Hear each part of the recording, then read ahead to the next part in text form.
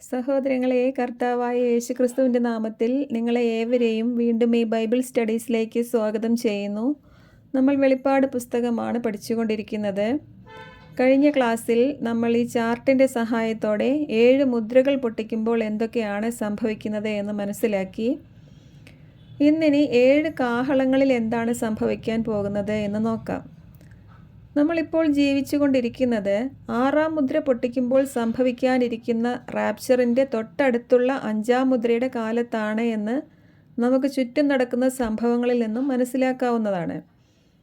1-ാം നൂറ്റാണ്ടിൽ യഹൂദർ അവരോട് പ്രസംഗിക്കപ്പെട്ട ദൈവരാജ്യം സമീപിച്ചിരിക്കുന്നു, അനുദപിച്ച് ക്രിസ്തുവിൽ വിശ്വസിക്കുന്നവരാവുക എന്ന സുവിശേഷം തിരസ്കരിക്കുകയും അത് പ്രസംഗിച്ചവരെ കൊല്ലുകയും ചെയ്തപ്പോഴാണ് ദൈവം അവരുടെ പ്രോഗ്രാം നീട്ടിവെച്ചുകൊണ്ട് ജാതികളായ നമുക്കായി പൗലോസിലൂടെ കൃപയുടെ ഈ സുവിശേഷം ആരംഭിച്ചത്.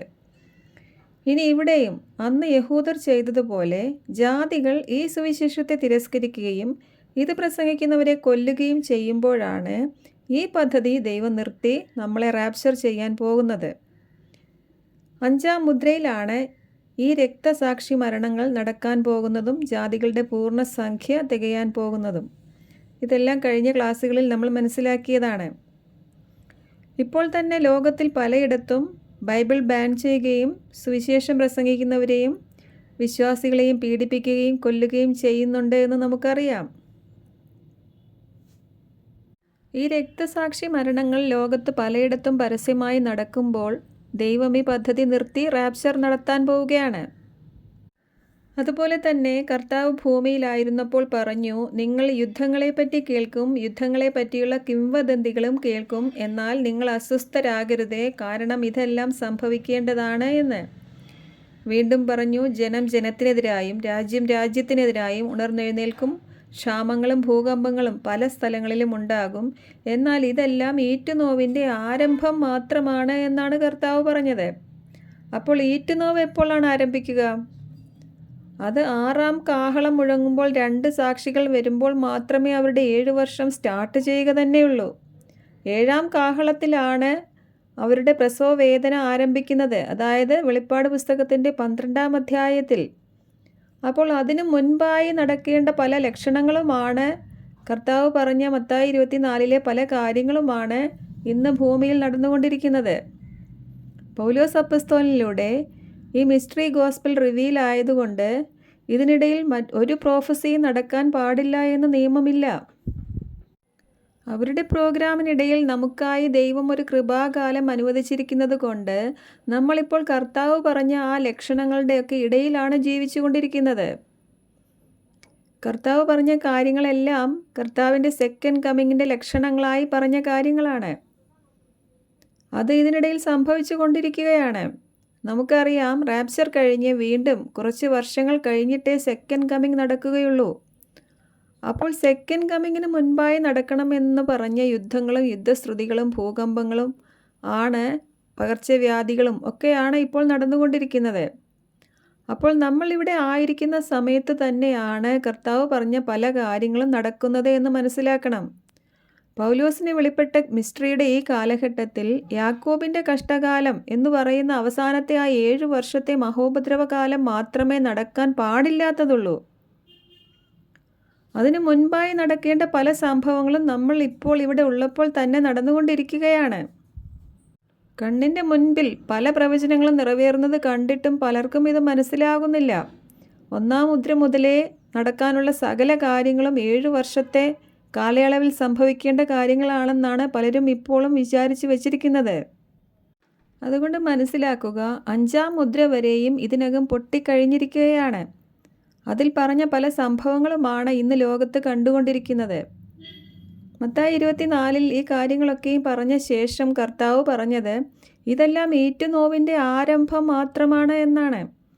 ഇസ്രായേലിനാണ് ഈറ്റുനോവ് അഥവാ പ്രസവ വേദനയുള്ളത്. നമ്മൾ അവരുടെ പ്രസവ വേദനയിലൂടെ അല്ലെങ്കിൽ അവർക്ക് ദൈവം അനുവദിച്ചിട്ടുള്ള ആ ദൈവക്രോധത്തിലൂടെ നമ്മൾ കടന്നു പോവുകയില്ല. എന്നാൽ അതിനു മുൻപായി പറഞ്ഞ പല ലക്ഷണങ്ങളിലൂടെയും നമ്മൾ കടന്നു പോയിക്കൊണ്ടിരിക്കുകയാണ്. 6-ാം കാഹളം മുഴക്കുന്ന സമയത്ത് മാത്രമേ 2 സാക്ഷികൾ വന്ന് അവരുടെ 7 വർഷം ആരംഭിക്കുകയുള്ളൂ. ഈ ചാർട്ടിലേക്ക് നോക്കിയാൽ നിങ്ങൾക്ക് കാണാം നമ്മളിപ്പോൾ ആയിരിക്കുന്നത് ഇതിലെ 5-ാം മുദ്രയുടെ സമയത്താണ്. ഈ 5-ാം മുദ്രയും 7-ാം കാഹളവും തമ്മിൽ ഒരുപാട് വർഷങ്ങളുടെ ഗ്യാപ്പില്ല. അതുകൊണ്ടാണ് സെക്കൻഡ് കമ്മിങ്ങിന് മുൻപായി പറഞ്ഞ പല ലക്ഷണങ്ങളും ഇപ്പോൾ തന്നെ കണ്ടുകൊണ്ടിരിക്കുന്നത്. അല്ലാതെ മത്തായി 24 കർത്താവ് പറഞ്ഞ എല്ലാ കാര്യങ്ങളും കൂടെ 7 വർഷത്തിൻ്റെ ഇടയിൽ ഒന്നിച്ച് നടക്കുകയല്ല ചെയ്യുന്നത്. അതുകൊണ്ട് ഇപ്പോൾ മനസ്സിലാക്കേണ്ടത് റാപ്ചർ വളരെയേറെ അടുത്തിരിക്കുന്നു എന്നാണ്. കഴിഞ്ഞ ക്ലാസ്സിൽ കൃപാകാലത്തിൽ രക്ഷിക്കപ്പെട്ട നമ്മൾ 6-ാം മുദ്രയിൽ സംഭവിക്കാനിരിക്കുന്ന റാപ്ചറും കഴിഞ്ഞ് സ്വർഗത്തിൽ 5-ാം മുദ്രയിൽ കണ്ട കൃപാകാല രക്തസാക്ഷികളോടൊത്ത് അവർക്ക് നൽകപ്പെട്ട അതേ വെള്ള നിലയങ്കിയും ധരിച്ച് എണ്ണിക്കൂടാൻ പറ്റാത്ത ഒരു മഹാപുരുഷാരമായി സ്വർഗത്തിൽ പിതാവിനും പുത്രനും മുന്നിൽ നിൽക്കുന്ന കാഴ്ച നമ്മൾ കണ്ടു. അതുവരെ നമ്മൾ പഠിച്ചു കഴിഞ്ഞു. അതിനുശേഷം യോഹന്നാൻ കാണുന്നത് 7-ാം മുദ്ര പൊട്ടിക്കുന്നതും അപ്പോൾ ദൈവസന്നിധിയിൽ 7 കാഹളങ്ങൾ പിടിച്ചുകൊണ്ട് 7 ദൂതന്മാർ നിൽക്കുന്ന കാഴ്ചയുമാണ്. അപ്പോൾ മുതൽ അവിടെ രക്തസാക്ഷികളായവരും അല്ലാത്തവരുമായി വിശുദ്ധരായി മഹാപുരുഷാരമായി നിൽക്കുന്ന നമ്മളുടെ പ്രാർത്ഥനകൾക്കാണ് ദൈവം ഉത്തരം നൽകാൻ പോകുന്നത്. ഇത്രയും കാര്യങ്ങളാണ് കഴിഞ്ഞ ക്ലാസ്സിൽ നമ്മൾ മനസ്സിലാക്കിയത്. ഇന്ന് 7 കാഹളങ്ങളിൽ എന്താണ് സംഭവിക്കുന്നത് എന്ന് നോക്കാം. ഇതെല്ലാം മുൻപുള്ള ക്ലാസ്സുകളിൽ വിശദമായി പഠിച്ചതായതുകൊണ്ട് ചുരുക്കമായി പറയാം. ആദ്യത്തെ 4 കാഹളങ്ങളിലും ഭൂമിയുടെയും കടലിൻ്റെയും നീരുറവുകളുടെയും സൂര്യൻ്റെയും മൂന്നിലൊന്നിനാണ് പ്രശ്നങ്ങൾ വരാൻ പോകുന്നത്. ഇതെല്ലാം ഇപ്പോൾ ഭൂമിയിൽ കാണുന്ന ഓരോ പ്രശ്നങ്ങൾ പോലെ തന്നെ പലയിടങ്ങളിലായി സംഭവിക്കും. ലോകം മുഴുവനിലായുമായാണ് ഈ 4 കാര്യങ്ങളും സംഭവിക്കുന്നത്. 4 കാഹളങ്ങളിലെ പ്രശ്നങ്ങളും ദുരന്തങ്ങളാണ്. ഇതൊന്നും യാക്കോബിൻ്റെ കഷ്ടകാലം മാത്രമല്ല, ഭൂമിയിൽ എങ്ങും സംഭവിക്കുന്ന കാര്യങ്ങളാണ്. ഇസ്രയേലിന് പ്രത്യേകമായി ഉള്ള അവരുടെ പ്രസവ വേദന അഥവാ ഉഗ്രപീഡനത്തിൻ്റെ സമയം ഇവിടെയൊന്നും ആരംഭിക്കുന്നില്ല. റാപ്ചറിന് ശേഷം 7-ാം കാഹളം വരെ നടക്കുന്ന കാര്യങ്ങൾ ഇന്നത്തെ പോലെ ലോകം മുഴുവനിലും നടക്കും. ഇനി ഈ ചാർട്ടിലെ 5-ാം കാഹളത്തിലേക്ക് നോക്കൂ. അവിടെ 5-ാം കാഹളം മുഴക്കുമ്പോൾ പാതാള ഗർത്തങ്ങൾ തുറക്കുകയും വെട്ടുകിളികൾ എന്ന് പറയുന്ന ഡിമോണിക് സ്പിരിറ്റ്സ് ഭൂമിയിലേക്ക് വരികയും ചെയ്യുകയാണ്. മുദ്രയിട്ടവർ ഒഴികെയുള്ള മനുഷ്യരെ 5 മാസം പീഡിപ്പിച്ച് ഞെരുക്കാനാണ് ഇവയ്ക്ക് അനുവാദം ലഭിച്ചിരിക്കുന്നത്. തേള് കുത്തുന്ന പോലെയുള്ള വേദനയാൽ അന്ന് മനുഷ്യർ മരിക്കാൻ ആഗ്രഹിക്കും. എന്നാൽ അന്ന് മരിക്കുകയില്ല. 5 മാസം ഈ പീഡകളാൽ ഞെരുങ്ങേണ്ടി വരും അന്ന് മനുഷ്യർ. ഇതും ഇസ്രയേലിന് മാത്രമല്ല, സകല ഭൂമിയിലും വരും. കോവിഡ് എന്ന മഹാമാരി ലോകമെന്നും വന്നതുപോലെ തന്നെ ഇതും സംഭവിക്കും. ഇനി 6-ാം കാഹളത്തിലേക്ക് നോക്കൂ. 6-ാം കാഹളം മുഴങ്ങിയാൽ ആദ്യമേ കാണുന്നത് മനുഷ്യരിൽ 1/3 മനുഷ്യർ മരിക്കുന്ന വേൾഡ് വാറാണ്. ഇത് 3-ാം ലോകമഹായുദ്ധം എന്ന ക്ലാസ്സിൽ നമ്മൾ ഡീറ്റെയിൽ ആയി പഠിച്ചതാണ്. ഇപ്പോൾ തന്നെ ഈ യുദ്ധസന്നാഹങ്ങളെല്ലാം നമ്മൾ കാണുന്നുണ്ട്. എന്നാൽ മനുഷ്യരിൽ 1/3 പേർ മരിക്കുന്ന ഈ ഭീകര യുദ്ധം റാപ്ചറിന് ശേഷം മാത്രമേ നടക്കുകയുള്ളൂ. അതുവരെ ചെറിയ യുദ്ധങ്ങളും യുദ്ധശ്രുതികളും മാത്രമേ ഉണ്ടാവുകയുള്ളൂ. ഈ ചാർട്ടിൽ നോക്കിയാൽ ഇതിൻ്റെ എല്ലാം ടൈം ലൈൻ നിങ്ങൾക്ക് മനസ്സിലാക്കാം.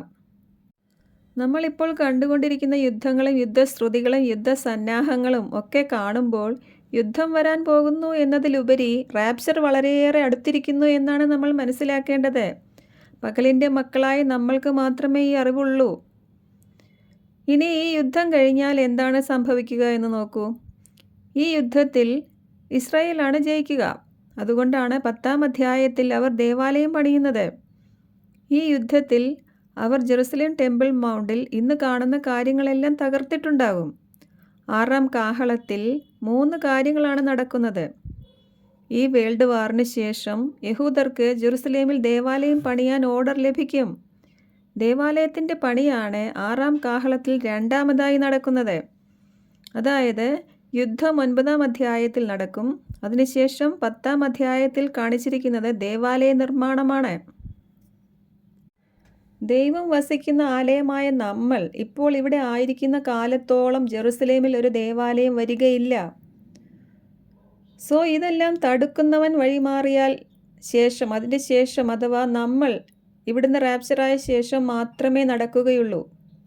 ഈ യുദ്ധത്തിന് ശേഷം 10-ാം അധ്യായത്തിൽ മേഘാവൃതനും ശക്തനുമായൊരു ദൂതൻ കയ്യിൽ നിവർത്തിയ ഒരു ചെറിയ ഗ്രന്ഥച്ചുരുളുമായി സ്വർഗത്തിൽ നിന്ന് ഇറങ്ങി വരുന്നത് ഞാൻ കണ്ടു എന്ന വർണ്ണനയോടെ ആരംഭിക്കുന്നത് ജെറുസലേം ദേവാലയം പണിയപ്പെടാൻ പോകുന്നു എന്ന കാര്യമാണ്. അതിനുള്ള ഓർഡറാണ് ഈ നിവർത്തിയ ഗ്രന്ഥച്ചുരുൾ. പണ്ട് നെബൂഖദ്നേസർ തകർത്ത ദേവാലയം ഇസ്രായേലിൻ്റെ ദൈവം കൽപ്പിച്ചപ്പോൾ പേർഷ്യ രാജാക്കന്മാരായ സൈറസ്, ദാരിയൂസ്, അർത്താക്സിസ് എന്നിവർ ആജ്ഞ പുറപ്പെടുവിച്ച് പ്രവാചകന്മാരായ ഹഗ്ഗായി, സെഖറിയ എന്നിവർ ആഹ്വാനം ചെയ്തതനുസരിച്ച് അന്നത്തെ യഹൂദ ശ്രേഷ്ഠന്മാർ വീണ്ടും അന്നത്തെ ദേവാലയം പണി കഴിപ്പിച്ചതുപോലെ ഇപ്പോൾ ഇവിടെയും അവർ ദേവാലയം പണിയും. ഇവിടെയും ഇപ്പോൾ ഇസ്രായേലിൻ്റെ ദൈവം കൽപ്പിക്കും. അപ്പോൾ ഭൂമിയിൽ അന്ന് ഉയർന്നു വന്ന രാജാക്കന്മാർ ഓർഡർ പുറപ്പെടുവിക്കും.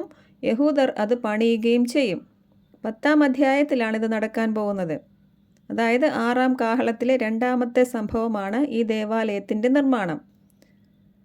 10-ാം അധ്യായത്തിലെ ഈ വിവരണങ്ങൾ ദേവാലയ നിർമ്മാണം സംബന്ധിച്ചുള്ളതാണെന്ന് എങ്ങനെ മനസ്സിലാക്കാം എന്ന് ചോദിച്ചാൽ, ഇതിനു മുൻപായി നടന്ന സംഭവങ്ങളെല്ലാം യുദ്ധം, ക്ഷാമം, ഭൂകമ്പം, പകർച്ചവ്യാധി, ഭൂമിയിലും കടലിലും നീരുറവുകളിലും സൂര്യനിലും വരുന്ന പ്രശ്നങ്ങൾ, 5 മാസത്തെ വെട്ടുകിളികളുടെ പീഡ എന്നിങ്ങനെ, പിന്നെ മനുഷ്യർ 1/3 മരിക്കുന്ന യുദ്ധം എന്നിങ്ങനെ ട്രിബുലേഷൻസ് ആയിരുന്നു. എന്നാൽ ഈ 10-ാം അധ്യായത്തിലെ വിവരണം കണ്ടാൽ അങ്ങനെയൊന്നുമുള്ള ഒരു കാര്യമല്ല അവിടെ വിവരിക്കുന്നത് എന്ന് മനസ്സിലാക്കാം. ശിരസിനും മീതെ മഴവില്ലുമായി, മുഖം സൂര്യനെ പോലെ വിളങ്ങി, ശക്തനും മേഘാവൃതനുമായൊരു ദൂതൻ കയ്യിൽ നിവർത്തിയൊരു ഗ്രന്ഥച്ചുരുളുമായി 7 ഇടിനാദങ്ങളുടെ അകമ്പടിയോടെ സിംഹഗർജനം പോലെ ഒരു കാര്യം അവതരിപ്പിക്കുമ്പോൾ അത് ഇതിനിടയിൽ സംഭവിക്കാനിരിക്കേണ്ട ജെറുസലേം ടെമ്പിളിൻ്റെ നിർമ്മാണമല്ലാതെ മറ്റൊരു കാര്യവുമല്ല എന്ന് നമ്മൾ മനസ്സിലാക്കണം. ഇന്ന് അവിടെ ഒരു ദേവാലയം പണിയാൻ സാധിക്കുന്ന ഒരു സാഹചര്യമില്ല. എന്നാൽ ഈ യുദ്ധത്തിന് ശേഷം ആ സാഹചര്യം സംജാതമാകും. അപ്പോൾ അത്യുന്നത ദൈവം കൽപ്പിക്കും, അവർ അത് പണിയുകയും ചെയ്യും. വരാനിരിക്കുന്നവൻ ദേവാലയത്തിൽ മ്ലേച്ഛത പ്രതിഷ്ഠിക്കണമെങ്കിൽ അവൻ വരുന്നതിന് മുൻപായി ദേവാലയം വരണം. അവൻ വരുന്നത് 7-ാം കാഹളത്തിലാണ്, അതായത് 13-ാം അധ്യായത്തിൽ. അതിനു മുൻപുള്ള ഈ 6-ാം കാഹളത്തിൽ ദേവാലയം അവിടെ വരിക തന്നെ ചെയ്യും. അതായത് 10-ാം അധ്യായത്തിൽ ദേവാലയം വരും. ഇനി ഇതിന് ശേഷം 11-ാം അധ്യായം ആരംഭിക്കുന്നത് എങ്ങനെയാണെന്ന് നോക്കൂ. യോഹന്നാനോട് പറയുകയാണ്, നീ എഴുന്നേറ്റ് ദേവാലയത്തെയും ബലിപീഠത്തെയും അവിടെ ആരാധിക്കുന്നവരെയും അളക്കുക എന്ന്. അപ്പോൾ എന്ത് മനസ്സിലാക്കാം? ഇതുവരെയും ജെറുസലേമിൽ ഇല്ലാതിരുന്ന ദേവാലയം ഈ കഴിഞ്ഞ 10-ാം അധ്യായത്തിൽ 6-ാം കാഹളം മുഴക്കിയ സമയത്ത് അവിടെ വന്നു കഴിഞ്ഞു. ഇങ്ങനെയും 10-ാം അധ്യായത്തിലെ വിവരണങ്ങൾ ദേവാലയ നിർമ്മാണം സംബന്ധിച്ചുള്ളതാണെന്ന് മനസ്സിലാക്കാം. ദേവാലയം വന്നു കഴിഞ്ഞതിനു ശേഷം ഈ സമയത്താണ് 2 സാക്ഷികൾ ആ ദേവാലയത്തിലേക്ക് വരുന്ന അനേകായിരം യഹൂദരോട് മുന്നറിയിപ്പുകൾ പറഞ്ഞു തുടങ്ങാൻ പോകുന്നത്. അപ്പോഴും എന്തു മനസ്സിലാക്കണം? 1-ാം മുദ്രയിൽ വന്ന വെള്ളക്കുതിരക്കാരൻ ആൻറ്റി ക്രൈസ്റ്റ് അല്ല. ഇപ്പോൾ 6-ാം കാഹളത്തിൽ ദേവാലയം പണിതിട്ടേ ഉള്ളൂ. ഇനി വേണം 2 സാക്ഷികൾ പ്രസംഗം തുടങ്ങാൻ. അതിനും 3.5 വർഷം കഴിഞ്ഞിട്ടേ സാത്താനെ വെട്ടിയിട്ട് ആൻറ്റി ക്രൈസ്റ്റ് വരികയുള്ളൂ. ഇതിനെല്ലാം ഒരു ഓർഡറുണ്ട്. 1-ാം മുദ്രയിലെ ആൻറ്റി ക്രൈസ്റ്റ് വന്നാൽ 2 സാക്ഷികൾ അതിന് മുന്നേ വരണ്ടേ? ദേവാലയം അതിന് മുൻപേ വരണ്ടേ? ഇതിനൊക്കെ ഒരു ഓർഡറുണ്ട്. വെളിപ്പാട് പുസ്തകം കൃത്യമായ ഓർഡറിലാണ് നടക്കുന്നത്. അതുകൊണ്ട് ഇത്രയും കാലം കേട്ട തെറ്റായ വ്യാഖ്യാനങ്ങളും പഠിപ്പിക്കലുകളിൽ നിന്ന് ഒഴിഞ്ഞു മാറുക, ശരിയായത് എന്തെന്ന് മനസ്സിലാക്കുക. ഇനി ശ്രദ്ധിക്കുക, ഇതിനു തൊട്ടു മുൻപ് വരെ നടന്ന യുദ്ധത്തിൽ വരെയും അവരെ ജയിപ്പിച്ചതും ഇപ്പോൾ ദേവാലയം നിർമ്മിക്കാൻ അവർക്ക് സാധിച്ചതും അത്യുന്നത ദൈവം അവരുടെ കൂടെ നിന്നതുകൊണ്ടാണ്. എന്നാൽ അവർ അത് മനസ്സിലാക്കുകയില്ല. ഇപ്പോൾ ഈ ദേവാലയ മുറ്റത്തേക്ക് 2 സാക്ഷികൾ വന്ന് അവരുടെ പ്രവചനം ആരംഭിക്കുമ്പോൾ അവർ വീണ്ടും പണ്ടത്തെ പോലെ ദൈവം അയച്ച ഈ 2 പ്രവാചകന്മാരെ തിരസ്കരിക്കും. അവരുടെ പ്രവചനങ്ങളും മുന്നറിയിപ്പുകളും അവരിലെ ഭൂരിപക്ഷവും അവഗണിക്കും. പണ്ട് പ്രവാചകന്മാരെയും പിന്നീട് യേശുക്രിസ്തുവിനെയും പിന്നെ അപ്പസ്തലന്മാരെയും കൊന്നവരുടെ തലമുറ ഈ 2 പ്രവാചകന്മാരെയും വീണ്ടും കൊല്ലാൻ ആഗ്രഹിക്കുകയും അതിന് കൂട്ടുനിൽക്കുകയും ഒക്കെ ചെയ്യും. അങ്ങനെ അവർ ഈ 2 സാക്ഷികളെ കൊല്ലാൻ ഏൽപ്പിച്ചു കൊടുക്കും. പാതാളത്തിൽ നിന്ന് കയറി വരുന്ന ആ മൃഗം ഇവരെ കൊല്ലുകയും ചെയ്യും. ഇപ്പോൾ മഹോപദ്രവകാലത്തിൻ്റെ പകുതി, അതായത് 3.5 വർഷമായിട്ടുണ്ടാകും. അതായത് ഇവർ കൊല്ലപ്പെടുന്ന സമയത്ത്. ഇവർ വന്ന് പ്രസംഗം ആരംഭിക്കുമ്പോഴാണ് 7 വർഷം സ്റ്റാർട്ട് ചെയ്യുന്നത്. അവർ കൊല്ലപ്പെടുമ്പോൾ 3.5 വർഷം കഴിഞ്ഞിട്ടുണ്ടാവും. അതായത് അവർക്ക് പ്രവചിക്കാൻ അനുവദിക്കപ്പെട്ട സമയം 3.5 വർഷമായിരുന്നു. അങ്ങനെ അവസാനത്തെ മുന്നറിയിപ്പും അവഗണിച്ച ആ ജനത്തിൻ്റെ മേൽ അപ്പോൾ മുതൽ ഉഗ്രക്രോധത്തിൻ്റെ ദിവസങ്ങൾ ആരംഭിക്കും. 2 സാക്ഷികളുടെ മൃതദേഹങ്ങൾ സംസ്കരിക്കാൻ പോലും അനുവദിക്കാതെ സകല ജനങ്ങളും ആഹ്ലാദ നൃത്തം ചവിട്ടുന്ന ആ സമയത്ത് ദൈവകോപം അവരുടെ മേൽ ആഞ്ഞടിക്കും. 3.5 ദിവസം അവരുടെ മൃതദേഹം ജെറുസലേം മഹാനഗരത്തിൽ കിടക്കും. 3.5 ദിവസത്തിന് ശേഷം അവരുടെ പാപം പൂർത്തിയാകുമ്പോൾ അവിടെ കൂടി നിന്ന് ആഹ്ലാദ നൃത്തം ചവിട്ടിയവരെ എല്ലാം ഭയപ്പെടുത്തുകയും 7000 പേരെ കൊലപ്പെടുത്തുകയും ചെയ്തുകൊണ്ട് വലിയൊരു ഭൂകമ്പത്തോടെ അവർ ഉയർത്തെഴുന്നേറ്റ് സ്വർഗത്തിലേക്ക് റാപ്ചറാകും. പുനരുത്ഥാന ശരീരത്തോടെ ഉയർപ്പ് നടക്കുമ്പോഴൊക്കെയും, അതായത് യേശുക്രിസ്തുവിൻ്റെ മരണസമയത്ത് വിശുദ്ധർ ഉയർത്തപ്പോഴും പിന്നെ യേശുക്രിസ്തു ഉയർത്തപ്പോഴും ഇതുപോലെ ഭൂകമ്പം ഉണ്ടായിട്ടുണ്ട്. അവിടെ കൂടി നിന്ന ജനങ്ങളൊക്കെയും ഭയപ്പെട്ടിട്ടുമുണ്ട്. ഇവിടെയും അതുതന്നെയാണ് സംഭവിക്കുന്നത്. ഇത് തന്നെയാണ് റാപ്ചർ ഡേയിൽ നടക്കാൻ പോകുന്നത്. 6-ാം മുദ്ര പൊട്ടിക്കുമ്പോൾ 2000 വർഷത്തെ വിശുദ്ധരാണ് പുനരുത്ഥാനം പ്രാപിക്കുന്നതും ജീവിച്ചിരിക്കുന്ന നമ്മളിൽ അനേകം പേർ രൂപാന്തരപ്പെടാൻ പോകുന്നതും.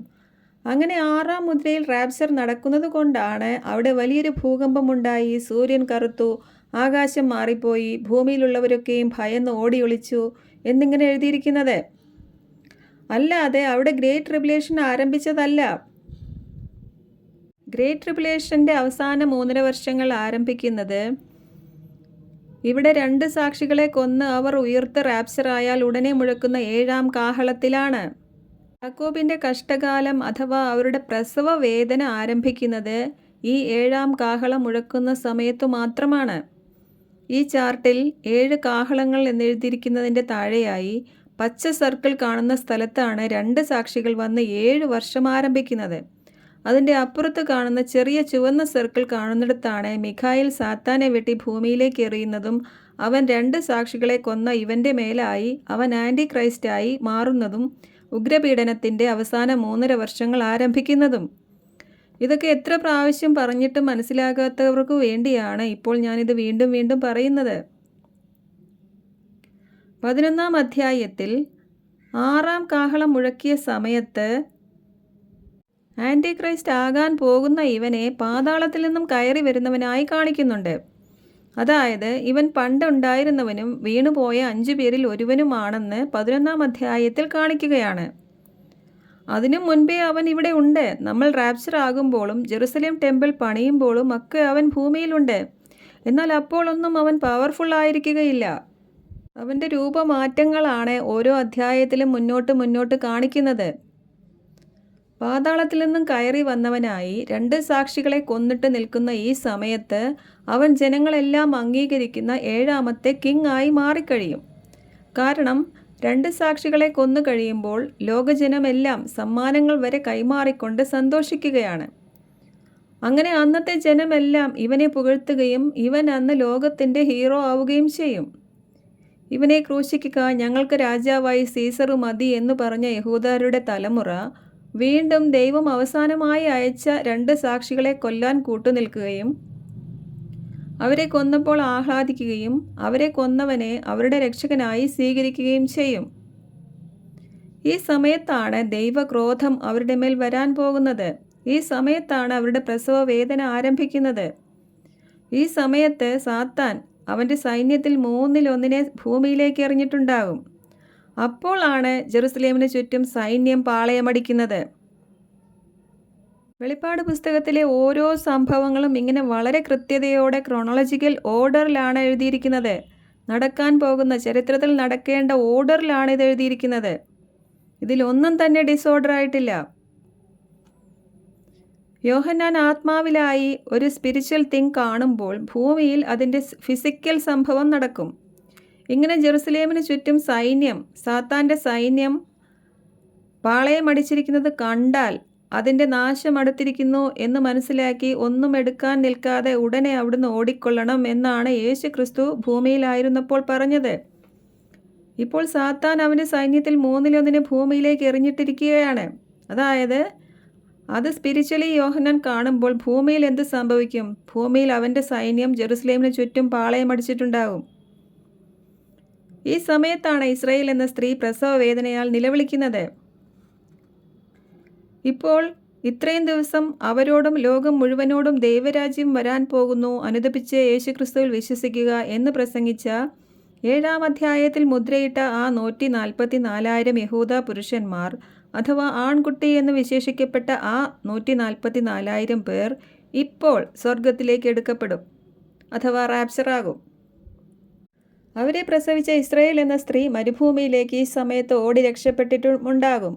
അതായത് അവരിലെ കുറേ പേർ ദൈവം ഒരുക്കിയ ഒരു സംരക്ഷണ സ്ഥലത്തേക്ക് രക്ഷപ്പെട്ടു പോവുകയാണ്. അതായത് ഇസ്രായേൽ എന്ന രാജ്യം വീണ്ടും 3.5 വർഷത്തേക്ക് ഇല്ലാതാകാൻ പോവുകയാണ്. അതാണ് ആ ഓടിപ്പോക്ക് കാണിക്കുന്നത്. ഓടിപ്പോകാതെ അവിടെ ശേഷിച്ചവരെയെല്ലാം സാത്താൻ്റെ പിടിയിൽ അവർ ആകാൻ പോവുകയാണ്. ഈ സമയത്താണ് ദാനിയേൽ പ്രവാചകൻ പ്രവചിച്ചതും കർത്താവ് വീണ്ടും എടുത്തു പറഞ്ഞതുമായ സുപ്രധാനമായ ഒരു പ്രവചനം നിറവേറാൻ പോകുന്നത്. അതായത് ദാനിയേലിനോട് ഗബ്രിയേൽ പ്രവചിച്ചു പറഞ്ഞു, അക്കാലത്ത് നിന്റെ ജനത്തിൻ്റെ ചുമതല വഹിക്കുന്ന മഹാപ്രഭുവായ മിഖായേൽ എഴുന്നേൽക്കും. ജനത രൂപം പ്രാപിച്ചത് മുതൽ ഇന്നേ വരെ സംഭവിച്ചിട്ടില്ലാത്ത കഷ്ടതകൾ അന്നുണ്ടാകും. അപ്പോൾ ദാനിയേൽ ചോദിക്കുന്നുണ്ട്, ഇത് എത്ര കാലത്തേക്കാണ് എന്ന്. അപ്പോൾ ഗബ്രിയേൽ പറഞ്ഞു കൊടുക്കുന്നു, അത് സമയങ്ങളും സമയത്തിൻ്റെ പകുതിയും വരെ ആയിരിക്കുമെന്ന്. അതായത് 3.5 വർഷം. ഇത് തന്നെയാണ് കർത്താവ് വീണ്ടും എടുത്തു പറഞ്ഞത്. അതായത് ദാനിയേൽ പ്രവാചകൻ പ്രവചിച്ച വിനാശത്തിൻ്റെ അശുദ്ധ ലക്ഷണം ദേവാലയത്തിൽ കാണുന്ന സമയം മുതൽ ലോകാരംഭം മുതൽ ഇന്നേ വരെ ഉണ്ടായിട്ടില്ലാത്ത ഉഗ്രപീഡനത്തിൻ്റെ ദിവസങ്ങൾ ആരംഭിക്കുമെന്ന്. ഉഗ്രപീഡനത്തിൻ്റെ ഈ 3.5 വർഷങ്ങൾ സാത്താനെ വെട്ടിയിട്ട് അവനെ മൃഗത്തിൻ്റെ മേൽ ആകുന്ന സമയം മുതൽ ആരംഭിക്കുകയാണ്. അവിടെയും 3.5 വർഷമാണ് ഇതെന്ന് എഴുതി വച്ചിരിക്കുകയാണ്. ദാനിയേൽ പ്രൊഫസിയിലും വെളിപ്പാട് പുസ്തകത്തിലും ഒരേപോലെ ഇത് 1260 ദിവസം എന്ന് എണ്ണിപ്പറഞ്ഞിരിക്കുകയാണ്. എന്നിട്ടും ഇത് മനസ്സിലാക്കാതെയാണ് 1-ാം മുദ്രയിലെ ആൻറ്റി ക്രൈസ്റ്റ് ആണ് വരുന്നത് എന്ന് പഠിപ്പിച്ചുകൊണ്ടിരിക്കുന്നത്. ശ്രദ്ധിക്കുക, പ്രവാചകന്മാരൊക്കെയും പ്രവചിച്ച ആ ഭീകര ദിവസങ്ങൾ, കർത്താവ് വീണ്ടും എടുത്തു പറഞ്ഞ ആ ഭീകര ദിവസങ്ങൾ ഇപ്പോൾ ഈ 7-ാം കാഹളം മുഴക്കിയ സമയത്തു മാത്രമാണ് ആരംഭിക്കുന്നത്. ഇപ്പോൾ അതായത് 144,000 പേർ റാപ്ചർ ചെയ്ത ശേഷമുള്ള ഇസ്രായേലിലെ കുറേ പേർ മരുഭൂമിയിലേക്ക് ഓടി രക്ഷപ്പെട്ടതിനു ശേഷമുള്ള ഈ സമയത്താണ് ദാനിയേൽ പ്രവാചകൻ പ്രവചിച്ചു പറഞ്ഞതും യേശു കർത്താവ് വീണ്ടും റീകോട്ട് ചെയ്തതുമായ ആ ഉഗ്രപീഡനത്തിൻ്റെ ദിവസങ്ങൾ ആരംഭിക്കുന്നത്. ഇപ്പോഴാണ് മിഖായേൽ സാത്താനെയും ശേഷിച്ച് അവൻ്റെ സകല ദൂതന്മാരെയും ഭൂമിയിലേക്ക് വലിച്ചെറിയുന്നത്. ഇപ്പോൾ മുതൽ സകല പ്രവാചകന്മാരും പ്രവചിച്ച കർത്താവ് വീണ്ടും എടുത്തു പറഞ്ഞ ഹൊറിബിൾ ഡേയ്സ് ആരംഭിക്കാൻ പോവുകയാണ്. ഭൂമിയിലേക്ക് വെട്ടിയിടപ്പെട്ട സാത്താൻ ഇപ്പോൾ 2 സാക്ഷികളെ കൊന്നിട്ട് നിൽക്കുന്ന ആ മൃഗത്തിൻ്റെ മേൽ പ്രവേശിക്കും. അതുകൊണ്ടാണ് 12-ാം അധ്യായത്തിൽ സാത്താനിൽ കാണപ്പെട്ട ആ 7 തലയും 10 കൊമ്പും ഇപ്പോൾ ഈ മൃഗത്തിൽ, അതായത് 2 സാക്ഷികളെ കൊന്ന ഈ മനുഷ്യനിൽ കാണപ്പെടുന്നത്. 2 സാക്ഷികളെ കൊന്നപ്പോൾ തന്നെ ലോകത്തിൻ്റെ ഹീറോ ആയി മാറിയ ഇവൻ ഇപ്പോൾ സാത്താൻ കൂടി പ്രവേശിച്ച് കഴിയുമ്പോൾ സാത്താൻ്റെ അധികാരങ്ങളും കൂടി ലഭിച്ച് ആൻറ്റി ക്രൈസ്റ്റായി സകല ഗോത്രങ്ങളുടെയും ജനതകളുടെയും ഭാഷകളുടെയും രാജ്യങ്ങളുടെയും മേൽ അധികാരമുള്ളവനായി മാറും. ചുരുക്കി പറഞ്ഞാൽ ദൈവത്തെ തിരസ്കരിച്ച ഇസ്രായേലിലെ ശേഷിച്ച ജനവും ലോക മനുഷ്യരും ഇപ്പോൾ മുതൽ 3.5 വർഷത്തേക്ക് അവൻ്റെ കൈകളിൽ പെടാൻ പോവുകയാണ്. സാത്താൻ്റെയും അവൻ്റെ സന്തതികളുടെയും സ്വഭാവം എന്തെന്ന് ഇപ്പോൾ മുതൽ ലോകം അറിയാൻ പോവുകയാണ്. അതറിയിക്കാൻ വേണ്ടി തന്നെയാണ് ദൈവം ഇതെല്ലാം അനുവദിക്കുന്നത്. ഇത്രയും നാൾ സാത്താൻ ആദ്യം മുതലേ നുണയനും കൊലപാതകിയുമാണ് എന്ന് പറഞ്ഞു കൊടുത്തിട്ട് മനസ്സിലാക്കാത്തവരെല്ലാം ഇപ്പോൾ മുതൽ അവൻ്റെ തനി സ്വഭാവം അറിയാൻ പോവുകയാണ്. ഇത്രയും ദിവസം പ്രസംഗിക്കപ്പെട്ട മുന്നറിയിപ്പുകൾ കേട്ടനുസരിക്കാത്തവർക്ക് ഇനി രക്ഷപ്പെടണമെങ്കിൽ അവന് മുന്നിൽ തല വെച്ചു കൊടുക്കുകയേ നിവൃത്തിയുള്ളൂ. ഇനി മുതൽ രക്ഷ പ്രാപിക്കണമെങ്കിൽ സമയം വൈകിപ്പോയതിനാൽ യേശുക്രിസ്തുവിലുള്ള വിശ്വാസം ഏറ്റുപറയണം. സാത്താൻ്റെ ആൾക്കാരാൽ പീഡിപ്പിക്കപ്പെടുകയും കൊല്ലപ്പെടുകയും വേണം. ഈ സമയത്ത് മൃഗത്തിൻ്റെ പ്രതിമയും അവൻ്റെ മുദ്ര വലതു കൈയിലോ നെറ്റിയിലോ കാണണം, കുത്തണം എന്ന നിയമവും എല്ലാം പ്രാബല്യത്തിൽ വരും. അത് അനുസരിക്കാത്തവരെയെല്ലാം അവനും അവൻ്റെ ആൾക്കാരും കൊല്ലുകയും ചെയ്യും. ഈ സംഭവങ്ങളാണ് ഈ ചാർട്ടിലെ 7-ാം കാഹളത്തിൻ്റെ അവിടെ ചെറിയ ആ ഒരു ചുവന്ന വൃത്തത്തിൻ്റെ താഴെയായിട്ട് ചിത്രീകരിച്ചിരിക്കുന്നത്. അവിടെ ചുവന്ന 2 ആരോ മാർക്കുകൾ ശ്രദ്ധിക്കുക. അതിൽ ആദ്യത്തെ വലിയ ആരോ മാർക്കിൽ 12-ാം അധ്യായത്തിൽ സ്ത്രീ പ്രസവിച്ച 144,000 പേർ റാപ്ചറായി 14-ാം അധ്യായത്തിൽ അവർ സ്വർഗത്തിൽ നിൽക്കുന്നതായി കാണിച്ചിരിക്കുന്നു. ചെറിയ ആരോ മാർക്കിൽ ഇപ്പോൾ യേശുവിലുള്ള വിശ്വാസം ഏറ്റുപറഞ്ഞ് സാത്താനാലും അവൻ്റെ സന്തതികളാലും തല കൊയ്യപ്പെടുന്ന വിശുദ്ധർ സ്വർഗത്തിലെത്തി പളുങ്കുകടൽ നിൽക്കുന്നതായി കാണിച്ചിരിക്കുന്നു. ഇതോടെ 7 കാഹളങ്ങളിലെ സംഭവങ്ങൾ അവസാനിക്കുകയാണ്. ഇനി നടക്കാനുള്ളത് 7 കലശങ്ങളിലെ സംഭവങ്ങളാണ്. ഇതിനെല്ലാം മുൻപേ 6-ാം മുദ്രയിൽ റാപ്ചറായി നമ്മൾ സ്വർഗത്തിലൊരു മഹാപുരുഷാരമായി എത്തും. യഹൂദനെന്നോ ജാതിയെന്നോ വ്യത്യാസമില്ലാതെ എണ്ണിത്തിട്ടപ്പെടുത്താൻ കഴിയാത്ത ഒരു മഹാപുരുഷാരമായി സ്വർഗത്തിൽ പിതാവിനും പുത്രനും മുൻപിലായി ഏറ്റവും ആദ്യം എത്തി നിൽക്കുന്ന ആ മഹാപുരുഷാരം ഗ്രേറ്റ് ട്രിബുലേഷനിൽ രക്ഷിക്കപ്പെടുന്ന യഹൂദരാണെന്ന് എങ്ങനെ പറയാൻ കഴിയും? മഹോപദ്രവത്തിൽ നിന്നും വരാൻ ആ സമയത്ത് മഹോപദ്രവം ആരംഭിച്ചിട്ട് പോലുമില്ല. ചില വാക്യങ്ങളെ തെറ്റിദ്ധരിച്ചിരിക്കുന്നത് കൊണ്ട് സംഭവിക്കുന്ന വ്യാഖ്യാന മിസ്റ്റേക്സ് ആണിതെല്ലാം.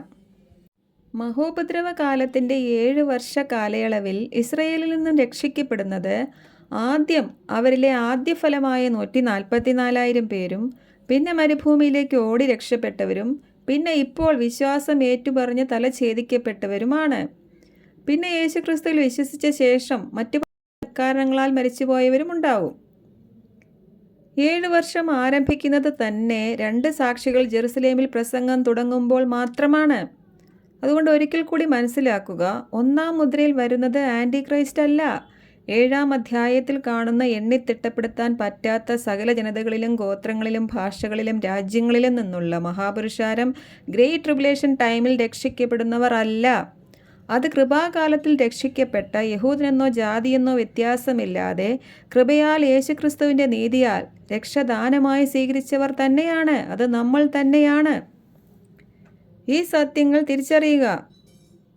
വെളിപ്പാട് പുസ്തകവും റൈറ്റ്ലി ഡിവൈഡ് ചെയ്യാൻ പഠിക്കുക. 1-ാം നൂറ്റാണ്ട് മുതൽ ചരിത്രത്തിൽ നടക്കേണ്ട സംഭവങ്ങളെ കൃത്യമായ ഓർഡറിൽ അവതരിപ്പിച്ചിരിക്കുന്ന ഈ പുസ്തകത്തിൽ 6 വരെയുള്ള മുദ്രകളിൽ സംഭവിക്കുന്നത് കൃപാകാലത്തിൽ നടക്കുന്ന സംഭവങ്ങളും ഇപ്പോൾ കൺമുന്നിൽ കാണുന്ന സംഭവങ്ങളുമാണ്. 6-ാം മുദ്രയിൽ റാപ്ചർ നടക്കുമ്പോൾ ഭൂമിയിൽ ഉണ്ടാകാൻ പോകുന്ന ഭയാനകമായ സംഭവങ്ങളാണ് 6-ാം അധ്യായത്തിൽ അങ്ങനെ വിവരിച്ചിരിക്കുന്നത്. അതിനുശേഷം 7-ാം മുദ്രയോടുകൂടി യഹൂദരുടെ പ്രോഗ്രാം ആരംഭിച്ച് തുടങ്ങുന്നതേയുള്ളൂ. അതിനുശേഷം 5 കാഹളങ്ങളിലെ പ്രശ്നങ്ങളും കഴിഞ്ഞതിന് ശേഷം കാഹളത്തിൽ 1/3 മനുഷ്യർ മരിക്കുന്ന യുദ്ധവും നടന്നതിന് ശേഷം ജെറുസലേം ടെമ്പിളിൻ്റെ നിർമ്മാണവും കഴിഞ്ഞതിന് ശേഷം ഈ പച്ച വൃത്തം കാണുന്നിടത്ത് 2 സാക്ഷികൾ വന്ന് 7 വർഷം 2 സാക്ഷികൾ വന്ന് പ്രസംഗം ആരംഭിക്കുമ്പോൾ മാത്രമേ 7 വർഷം സ്റ്റാർട്ട് ചെയ്യുന്നുള്ളൂ. ഇക്കാര്യങ്ങൾ നിങ്ങൾ ഗ്രഹിക്കുക. ലോകത്തിൽ സംഭവിക്കുന്ന കാര്യങ്ങൾ കണ്ടിട്ട് നമ്മളിപ്പോൾ റാപ്ചറിൻ്റെ തൊട്ടടുത്തുള്ള 5-ാം മുദ്ര പൊട്ടിച്ച കാലയളവിലാണ് ജീവിച്ചുകൊണ്ടിരിക്കുന്നത്. കൃപാകാലത്ത് യാതൊരുവിധ പീഡനങ്ങളോ ക്രിസ്തുവിനെ പ്രതിയുള്ള സഹനങ്ങളോ രക്തസാക്ഷി മരണങ്ങളോ ഉണ്ടാവുകയില്ലെന്ന് ബൈബിളിൽ എവിടെയും പറഞ്ഞിട്ടില്ല. കഷ്ടങ്ങൾ ഉണ്ട് എന്ന് തന്നെയാണ് കർത്താവ് പറഞ്ഞതും പൗലോസ് അപ്പസ്തോലൻ വീണ്ടും പറഞ്ഞതും. കൃപയുടെയും വിജാതീയരുടെയും അപ്പസ്തോലനായ പൗലോസും പൗലോസിൻ്റെ കൂടെ ഉണ്ടായിരുന്ന പലരും രക്തസാക്ഷികളാവുകയായിരുന്നു. അതുപോലെ പിന്നീടുള്ള ഈ 2000 വർഷ കാലയളവിലും വിശ്വാസികൾക്ക് അനേക കഷ്ടങ്ങൾ ഉണ്ടായിട്ടുണ്ട്. സുവിശേഷത്തെ പ്രതി രക്തസാക്ഷികൾ ആയവരുണ്ട്. 5-ാം മുദ്രയുടെ അവസാന സമയമാകുമ്പോൾ ഈ പീഡനങ്ങളും രക്തസാക്ഷി മരണങ്ങളും കൂടുതലായി ലോകത്ത് പലയിടത്തും ഉണ്ടാകും.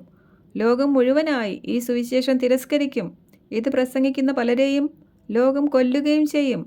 അപ്പോഴാണ് 6-ാം മുദ്ര പൊട്ടുന്നതും ലോകത്തെ ഭയപ്പെടുത്തിക്കൊണ്ട് റാപ്ചർ നടക്കാൻ പോകുന്നതും. അതോടെ കൃപാകാലം അടയും. 144,000 പേരെ അപ്പോൾ അതിനുശേഷം മുദ്രയിട്ടുകൊണ്ട് അവരുടെ പ്രോഗ്രാം ആരംഭിച്ച് തുടങ്ങുകയും ചെയ്യും. 6-ാം മുദ്ര വരെയുള്ള പ്രശ്നങ്ങൾ കൃപാകാലത്തിൽ നടക്കുന്ന പ്രശ്നങ്ങളാണെന്ന് തിരിച്ചറിയുക. കൃപാകാലത്തിലെ കഷ്ടങ്ങളെയും യാക്കോബിൻ്റെ കഷ്ടങ്ങളെയും വേർതിരിച്ച് മനസ്സിലാക്കുക. ഇപ്പോൾ നടക്കുന്നതും ഇനി നടക്കാൻ പോകുന്നതുമായ എല്ലാ പ്രശ്നങ്ങളെയും അതിജീവിക്കാനും വിശ്വാസത്തിൽ നിലനിൽക്കാനും ദൈവശക്തിയാൽ ബലപ്പെടുക. ജാഗരൂകരായിരിക്കണമെന്നും വിശ്വാസത്തിൽ നിലനിൽക്കണമെന്നും നിരവധി പീഡനങ്ങളിലൂടെ ദൈവരാജ്യത്തിൽ പ്രവേശിക്കണമെന്നും പൗരുഷവും കരുത്തുമുള്ളവരായിരിക്കണമെന്നുമുള്ള പൗലോസിൻ്റെ ഉപദേശങ്ങൾ ഓർത്തുകൊള്ളുക.